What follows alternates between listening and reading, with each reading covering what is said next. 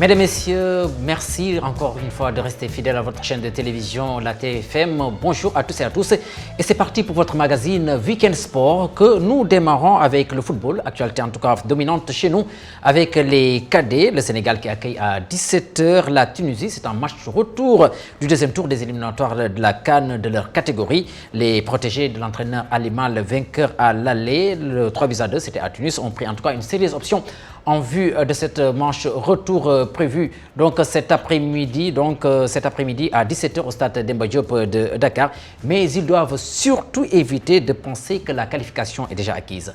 Cheikh Tidiane Diaw. Le Sénégal dans la peau du favori après sa victoire 3-2 en terre tunisienne.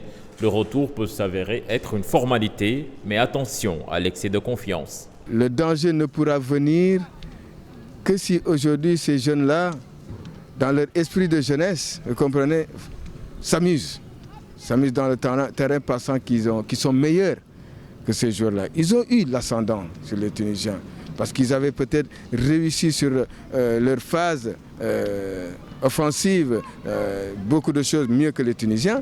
Ils ont su mieux défendre que les Tunisiens, mais dans le football, des fois, on a ces lacunes.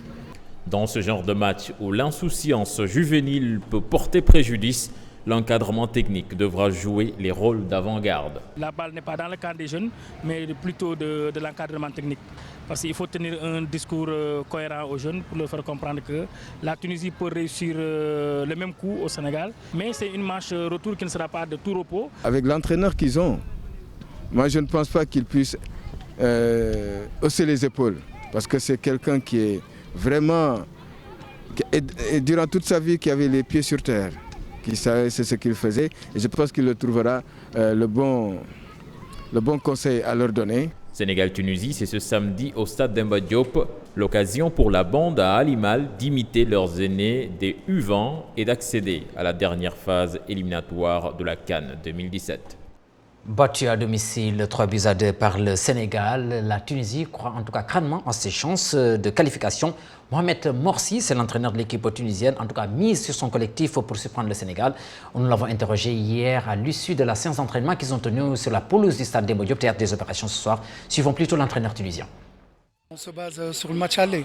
On a bien disputé le match aller. On a encaissé 2 buts sur 2 fautes banales.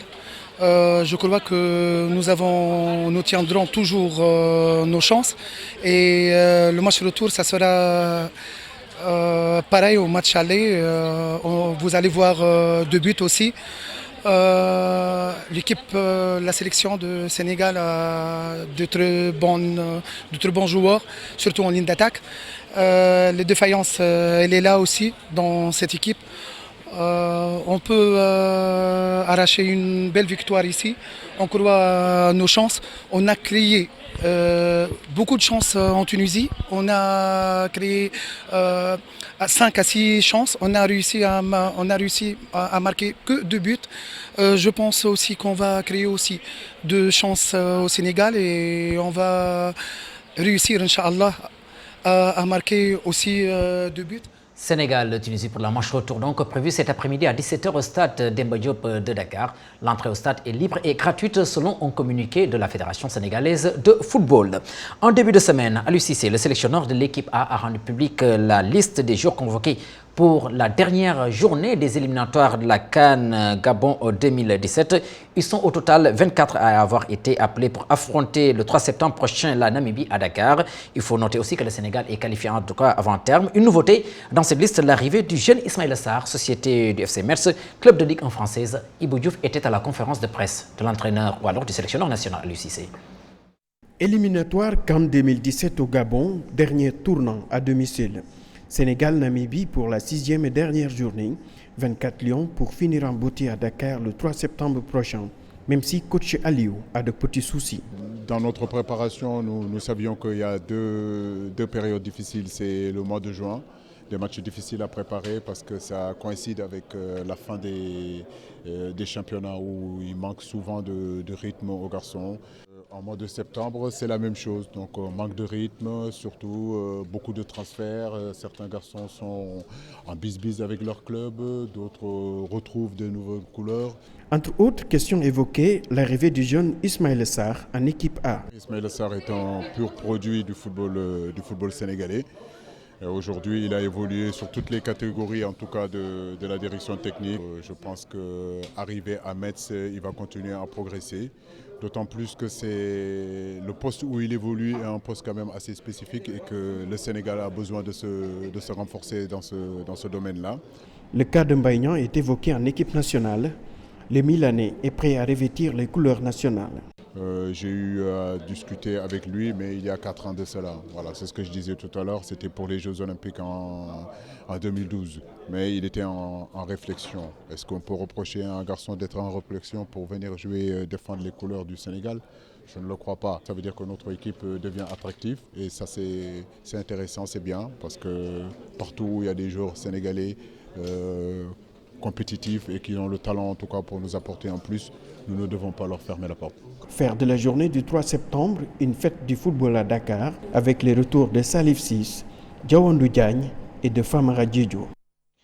On ne vous quitte pas, Ibou Diouf, puisqu'on reste avec vous. Vous êtes davantage intéressé à la nouvelle recrue de la tanière. Il s'agit d'Ismaïla Sarr, ancien pensionnaire de Génération Foot. Il faut le rappeler, il a quitté donc le Sénégal cette année-ci pour rejoindre Metz, le club de Ligue 1 française. La plupart, en tout cas, des techniciens croisés par notre reporter avancent que la sélection du jeune Ismaïla Sarr est fort bien méritée. Suivons-le. Le sélectionneur national Aliou Cissé continue d'intégrer les jeunes joueurs dans l'équipe nationale de football.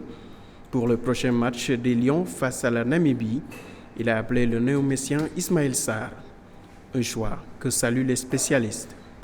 C'est une bonne chose pour notre football et l'équipe nationale parce que nous n'avions pas l'habitude de donner la chance aux plus jeunes.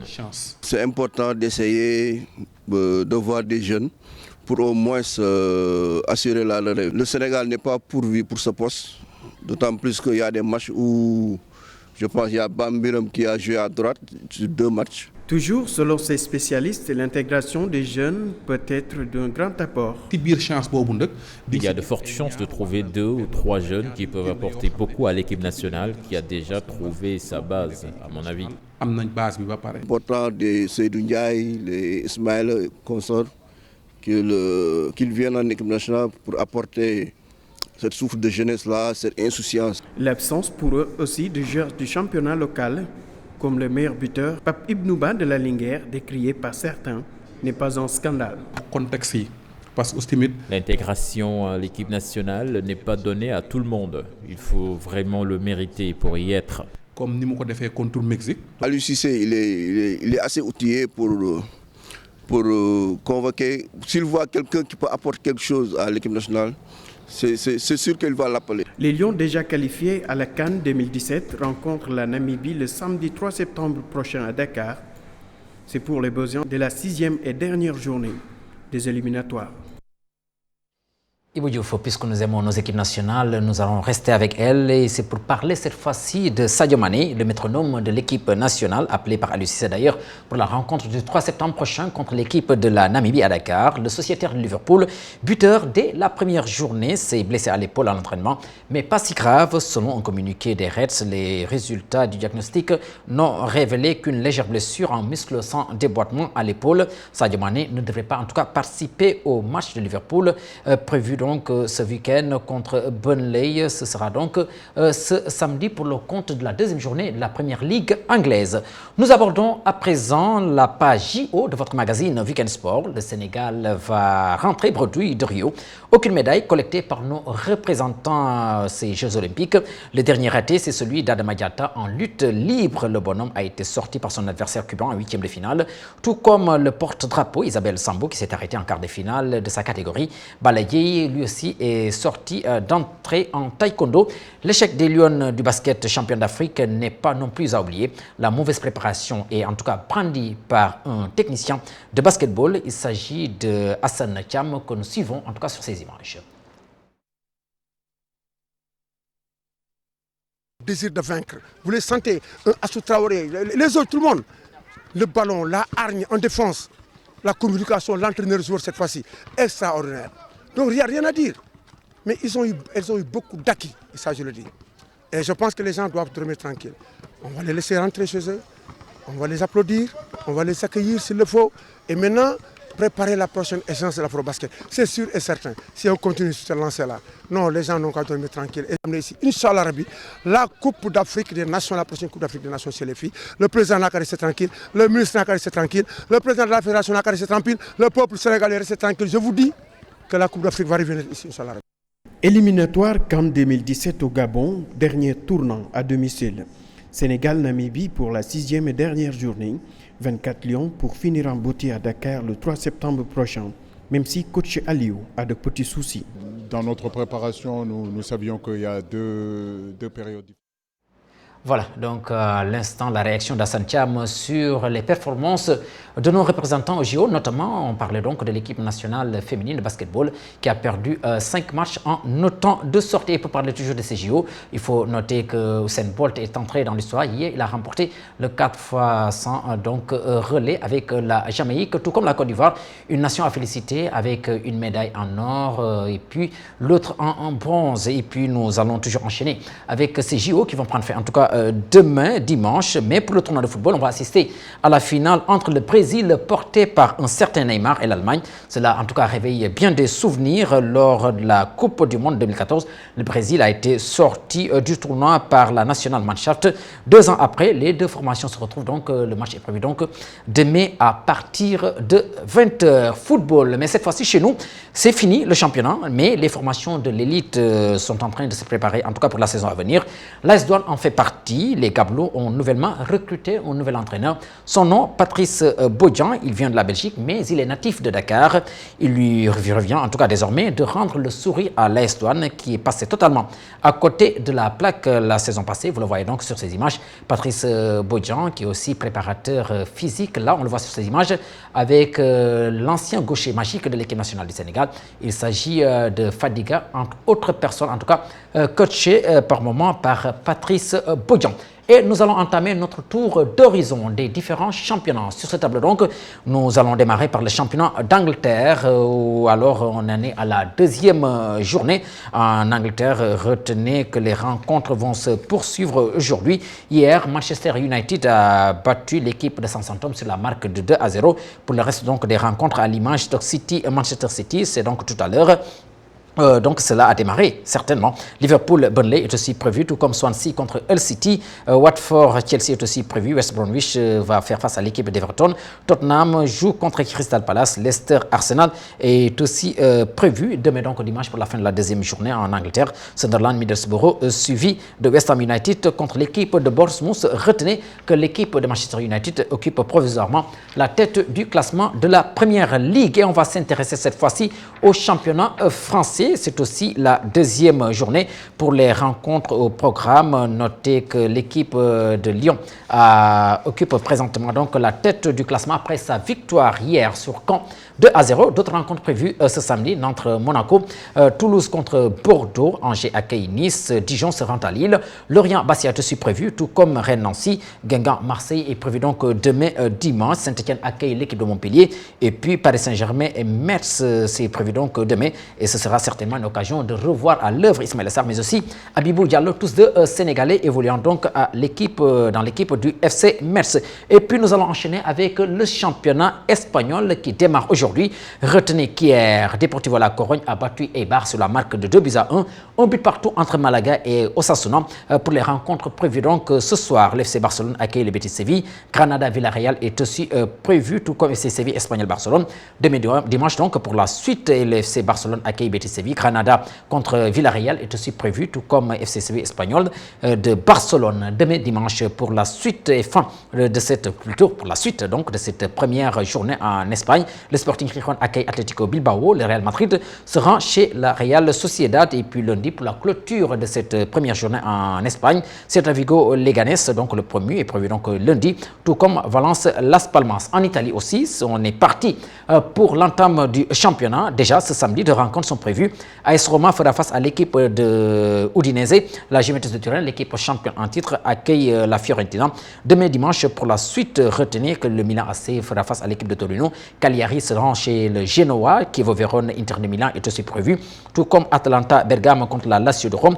Empoli fera face à la Sampdoria de Gênes. Pescara, donc le premier, fera face à l'équipe de Naples. Et puis Bologne joue contre l'équipe de Crotone. Donc c'est Crotone, c'est bien cela, donc l'appellation.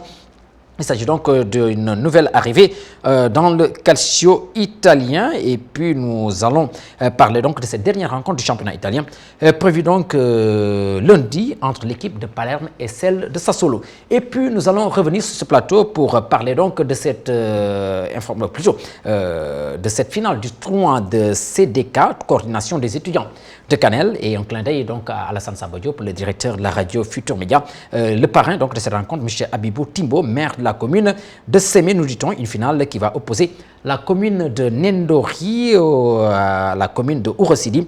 Le match est prévu au terrain de Dakar Sacré-Cœur. C'est fini votre magazine Week-end Sport. Merci de nous avoir suivis. Rendez-vous est donné donc samedi prochain pour un autre numéro de votre magazine. Merci à Lassana Djigali du côté de la réalisation, coordination Mamadou Ndiaye. Merci, ciao et à samedi, Inch'Allah, si Dieu le veut bien. Et rendez-vous tout à l'heure au stade Demba Diop de Dakar où va se dérouler la rencontre entre l'équipe cadette du Sénégal et celle de la Tunisie. Sérieuse option pour le Sénégal qui l'avait remporté la manche aller il y a de cela 2 semaines à Tunis sur le score de 3-2. Merci à vous et à tout à l'heure ou alors à samedi prochain, je veux dire.